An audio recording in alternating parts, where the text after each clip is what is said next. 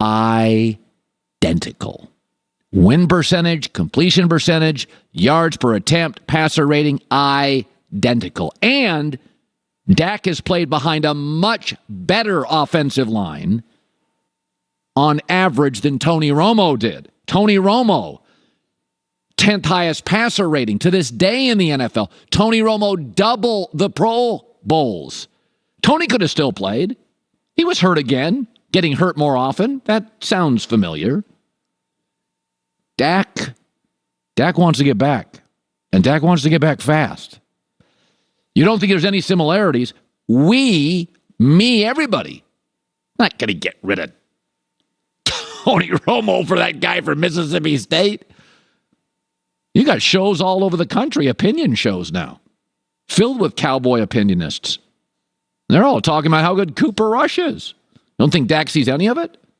That's why Dak wants back now, and Mike McCarthy, his coach yesterday, said, we're taking it slow.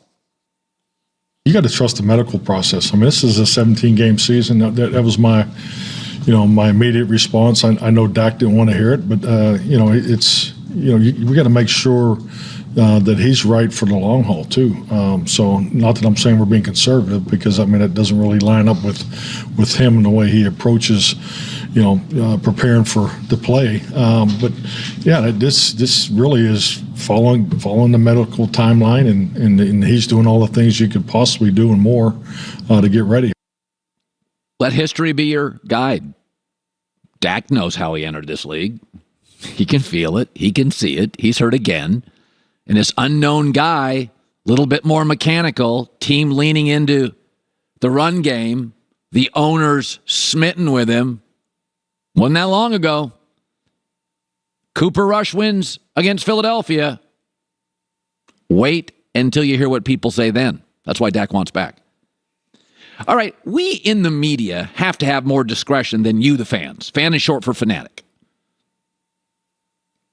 Fans love all their prospects. Fans think every draft pick is going to be great.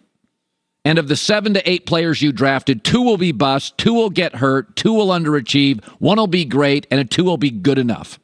You think they're all going to crush. Nobody ever looks at their draft and goes, we didn't nail it.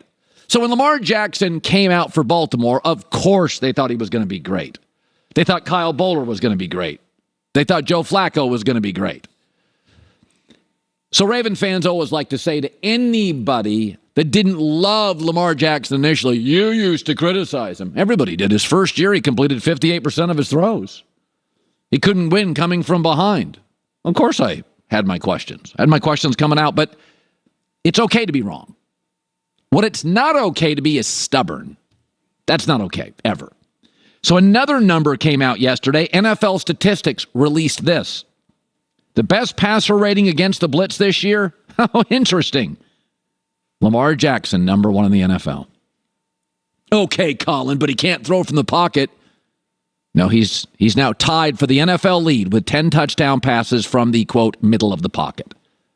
Well, he's not that, throwing the ball. He completes 64% of his passes this year and 64% of his passes in his career. And Baltimore spends less money on receivers than almost any team in the league. Your eyes are wrong. My data is right. It is okay to be wrong. These are all prospects. Most don't hit. Even NFL general managers will tell you by the 4th pick, it's a finger cross. You really don't know. But to be stubborn on Lamar, that's not good. 3 things are big for quarterbacks. Winning. 54 starts, he's 40-14. Production, 96 touchdowns, 36 picks. Won't even mention his legs there. Talent, his passer ratings, 98. He is absolutely in the discussion of a top 10 quarterback. Stylistically, doesn't look like any we've had in a long time. But skepticism early on Lamar Jackson was healthy. You don't want to be a fanboy and a pom-pom waver. His first year in the league, he completed 58% of his throws. He won immediately, but it wasn't pretty, and he didn't play very well from behind.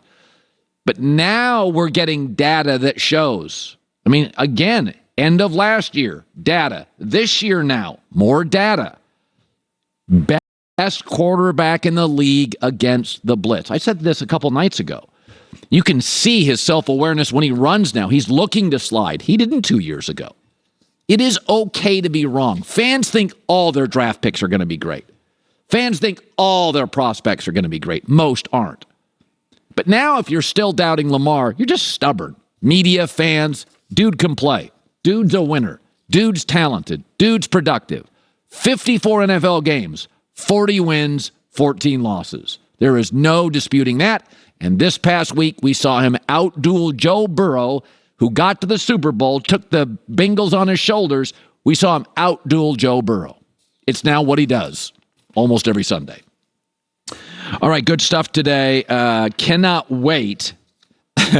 I'm interested on your take and people's thoughts on that Westbrook video. I find him just impossible to understand. I just don't get it.